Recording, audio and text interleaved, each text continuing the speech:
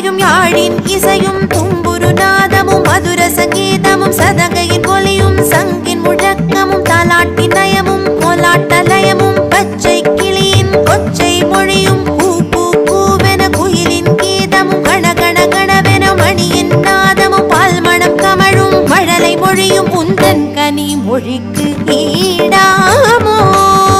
முருகா சுவாமி மலை திருக்குமரா.